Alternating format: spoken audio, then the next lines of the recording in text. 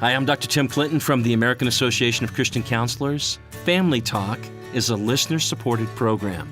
I encourage you to support Dr. Dobson, his ministry, and this program. You can find us at drjamesdobson.org. Join forces today with Dr. Dobson as he continues to stand in the gap. Your gift can make all the difference at this critical time in our nation.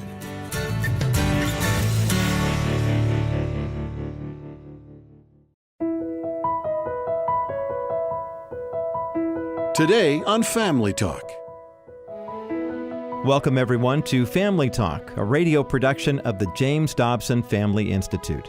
I'm Roger Marsh, and today we are continuing a discussion on the topic of protecting your marital relationship. I remember, again, in my childhood, I knew a couple of couples at our church that would socialize together, and they did this for years. And it was just known that the husband of one of the couples and the wife of the other would tease each other flirtatiously in front of the other, of their spouses, and it was just funny. Everybody thought it was funny. But then one of the couples went through a little rocky period, and the woman said to the guy, just asked him if he was ever serious about his little comments. Well, he liked the sound of that, and they got more flirtatious, broke up both marriages, got married, and of course that marriage didn't last. Now we got 3 marriages broken, and you talk about chaos, kids on every side. And it all started with what people thought was innocent flirting. That was Dr. Dobson's guest, popular author and speaker, Jerry Jenkins. Jerry's a New York Times best-selling author and has co-authored the famous Left Behind series with Dr. Tim LaHaye. Jerry Jenkins previously worked at the Moody Bible Institute as the vice president of publishing and also the board chairman. Today, he will discuss with Dr. Dobson how to go about properly setting hedges with your spouse. Now, the two will also emphasize the importance of building new defenses, especially with the easy access of pornography being such a problem today. Well, as was the case with yesterday's broadcast, today's content may not be suitable for younger listeners, so we advise parental discretion. Here now is part 2 of this Family Talk broadcast we've titled, Building Hedges Around Your Marriage.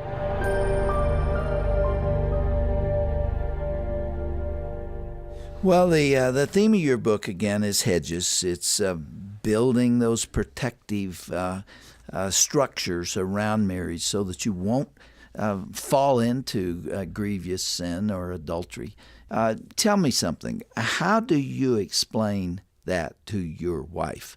How do you tell her what you're doing and why? Is she going to understand that? And what words do you use to say, I'm attracted to the women who are around me. I see them, and they smell good, and they look good, and their hair's done nice, and I'm aware of that. So I'm trying in every way I can to protect our marriage. How can you convey that without implying that she ought to be insecure about this? It's very difficult, especially for young wives who are not aware of how men think.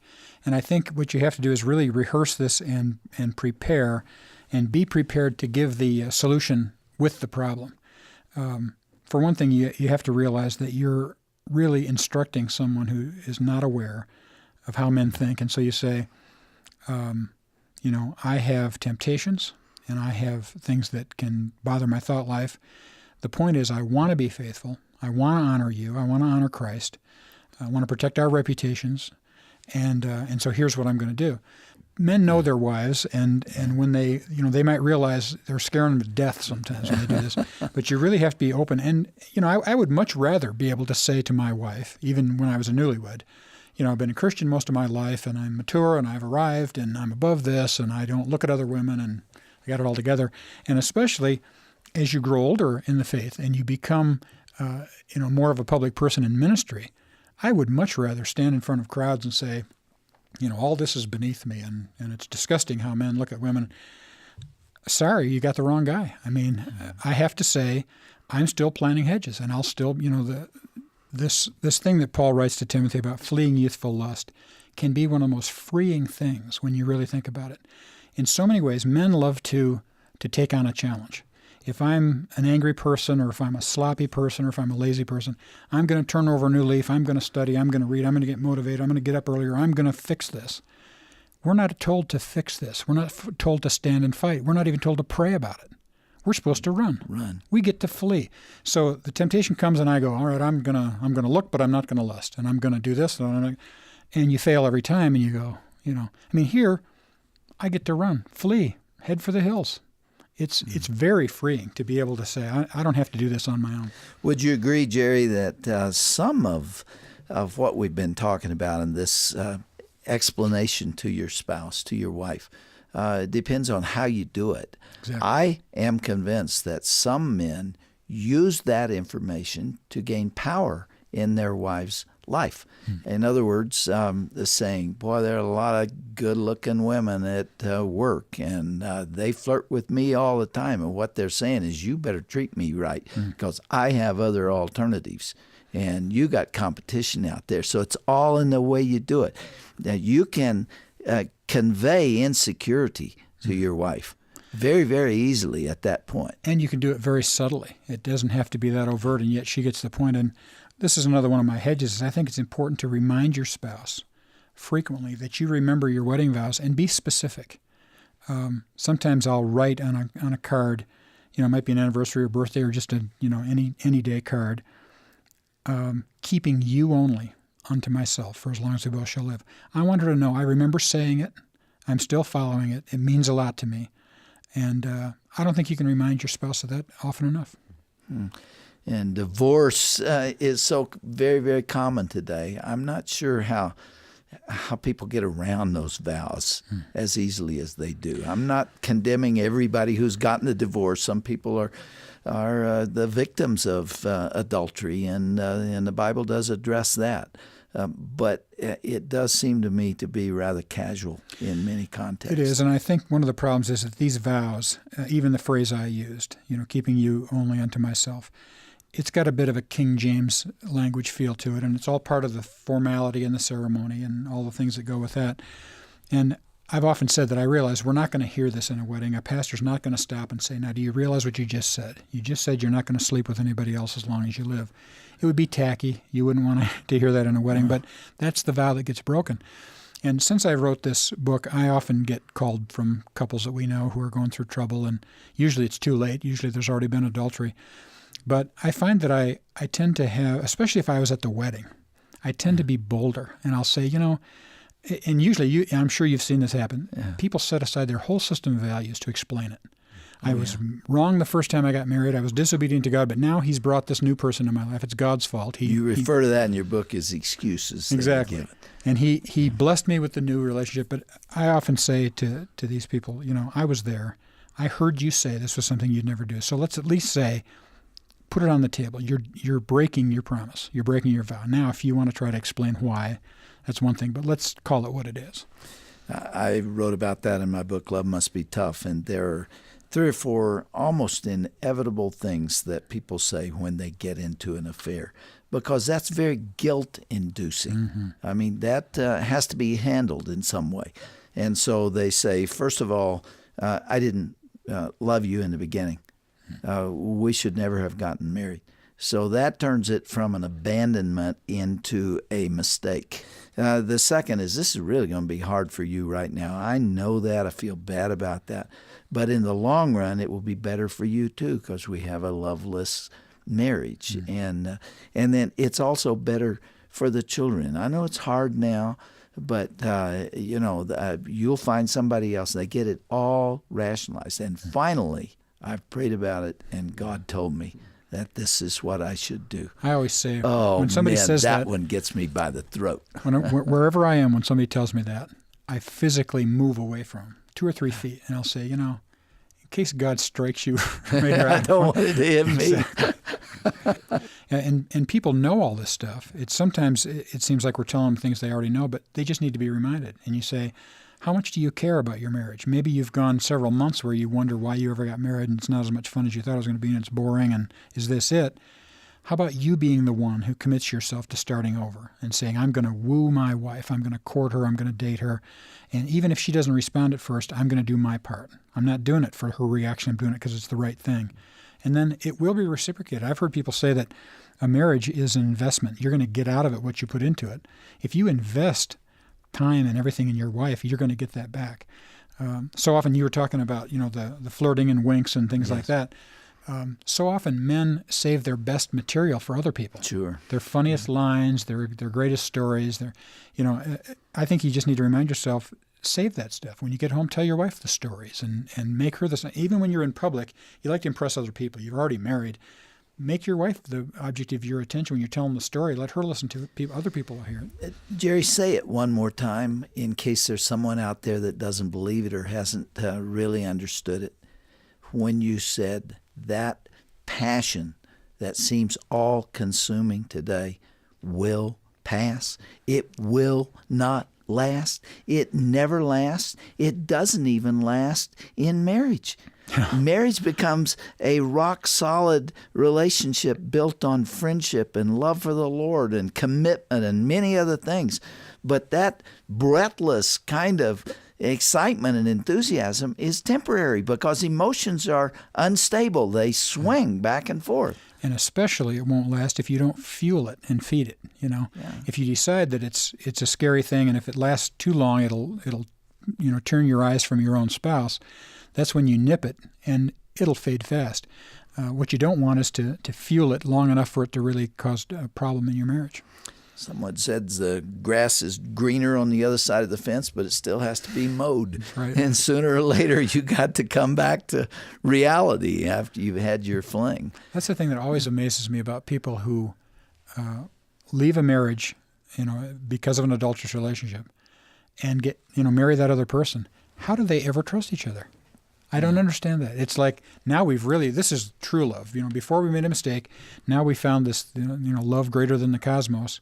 And yet you're marrying somebody who was unfaithful to their spouse. I don't understand. But they do it. And I've seen miraculous healings of relationships where one has just abused the other one in this way. Yeah. And God can do a miracle, but it does take some healing. And in the last chapter of Love Must Be Tough, I talked about the fact that you've struggled through the virtual death of the marriage, and when the other person eventually wakes up and comes back and apologizes and repents before God, you often lose the marriage because the one that was abused in the first place doesn't want it anymore. Right.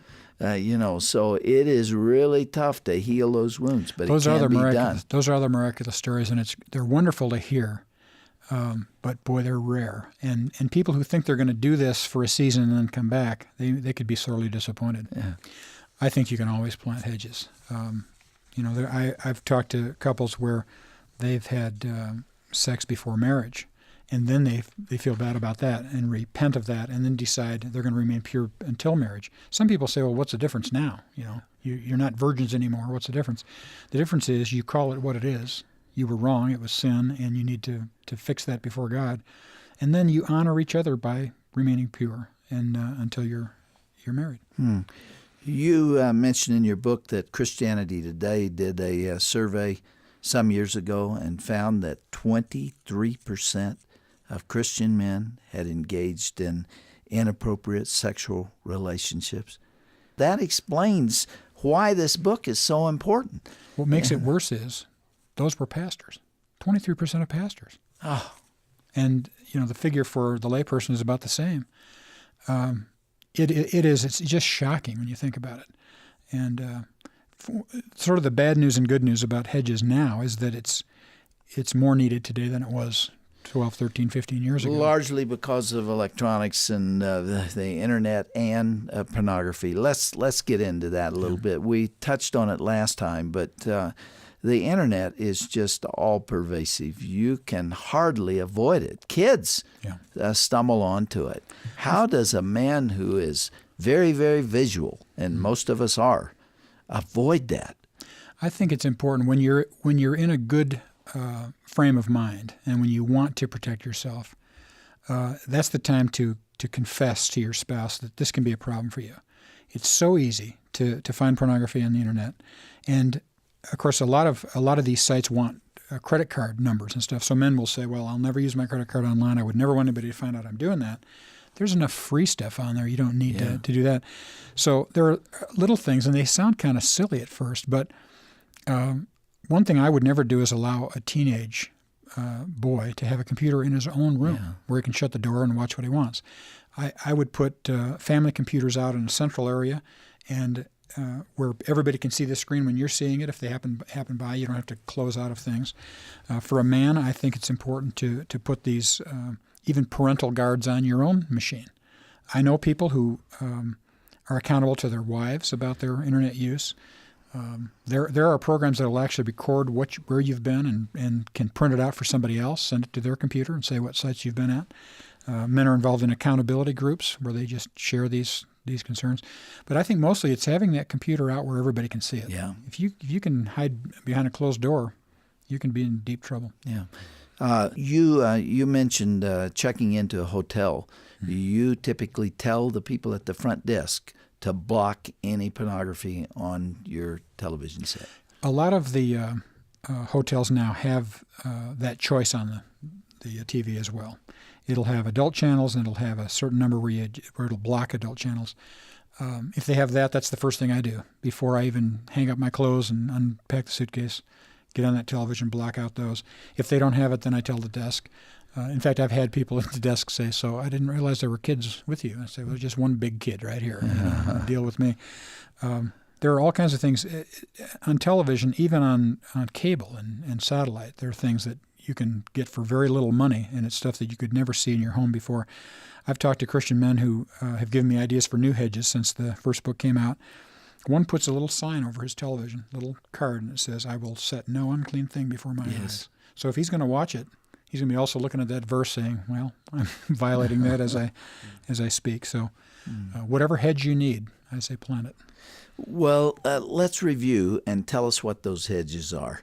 There's 6 of them at one place in your book, but you now say there are 9 there. I only saw 6, but let's go through them. The first one for me, I call it 2's company and 3's security, and that's that idea of not traveling or meeting or dining with a woman who's not related to me. I always make sure another person is there, or I don't do it. And sometimes situations come up where that can't be avoided. I remember a time when I was to go on a business trip with a female employee of mine. She was going to bring an assistant, and at the last minute, the assistant got sick and couldn't come.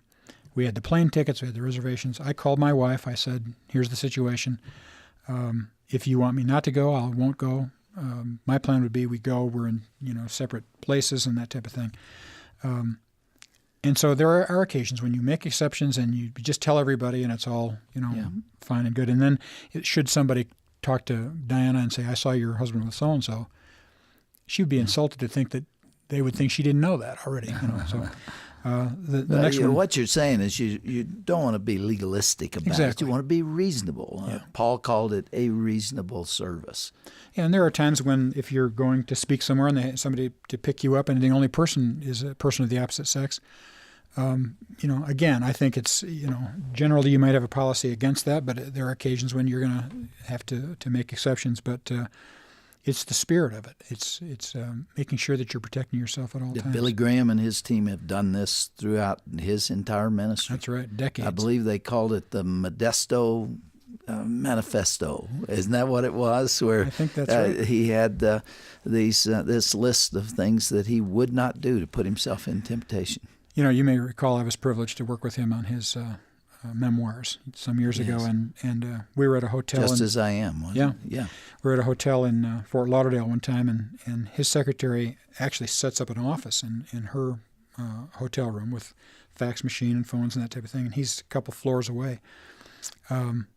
He was never in that office, and she was never in his room. It's just the way it was. If he would talk to her, it was by phone, or if they met, it was with somebody else there. But and here he was at that time in his 70s.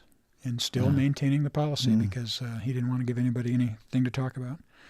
The second one I call touchy-touchy. It's about being careful of how you touch and embrace and how long you do it and what your thought life is like when you're doing it and thinking of the other person, what they're going through at the time.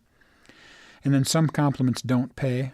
It's how you say things to people, what you compliment them on. Are you talking about the person herself or just her clothes or how she looks? I can recall we were in a situation where a woman in our church, her husband was unfaithful to her. And one of his excuses was that she was really a shrew behind closed doors. And if people really knew her, they'd know why he had to stray. And we knew her to be a wonderful person. And so I said to Diana, she needs to hear from a man that she's an exciting person and an attractive person. And I said, I want to tell her that, but I want to tell her that with you there. So I'm not, saying this to her on the side and talk about a needy woman. But that was sort of a fun conversation. She was very fragile. And I said, now, you haven't let him convince you that you're not attractive, have you? And she didn't know what to say because he had convinced her that, or that you're this way or that way. And so I gave her those compliments with my wife standing right there. But some compliments don't pay. Things you say with your spouse not there, you have to be really careful of.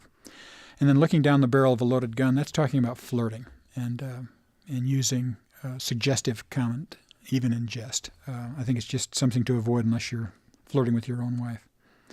And then memories, reminding your spouse of that you know your wedding vows and being able to repeat them. And then my last one is, or my sixth one is the quality time versus quantity time, and it seems to have to do with raising kids more than it does a marriage. But as you well know, if a father is involved with raising the kids, that's really good for the marriage. The kids love seeing the parents interact, and this old myth that is really from the pit that if you don't have much time to spend with your kids, make sure the time you do spend with them is quality time. Baloney. Oh, man. I just doesn't work that way. I mean, to kids, quality time is quantity time.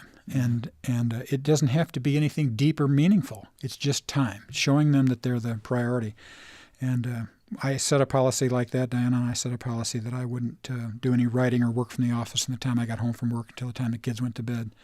And gave me hours a day with our kids and really paid off. And also gave us time together and have them see us interact. And then everybody loves a love story. That's telling your own love story, and especially the funny parts, the embarrassing parts. Kids love that. When I talked about new Hedges, I didn't formalize them, but they are in the book, things that people have told me. One friend of mine said that he'll find himself sometimes on an airplane next to an attractive woman, and she might, by body language or just by tone of voice, sound like she's interested, and they're away from home, and who knows who's back home waiting for them, and they could go out and have a meal or see each other.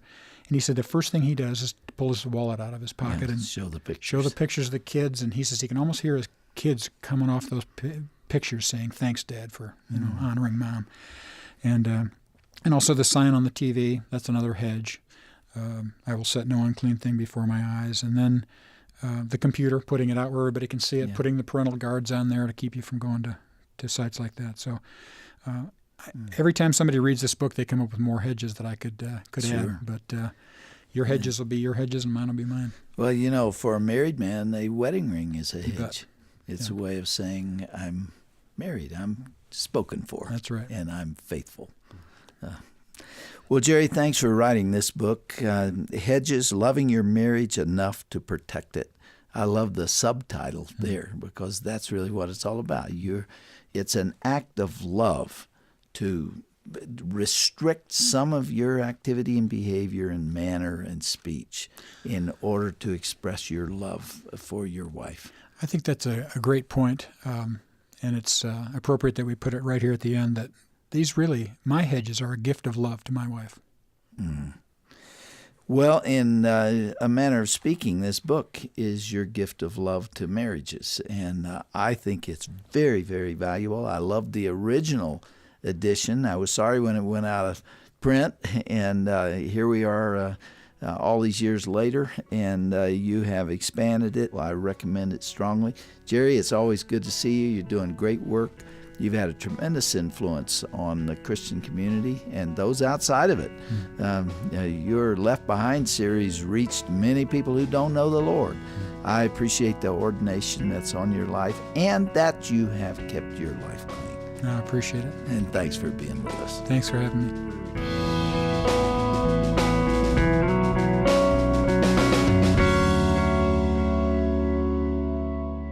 It's a great reminder that the defense of our marriage comes from a place of love for our spouse.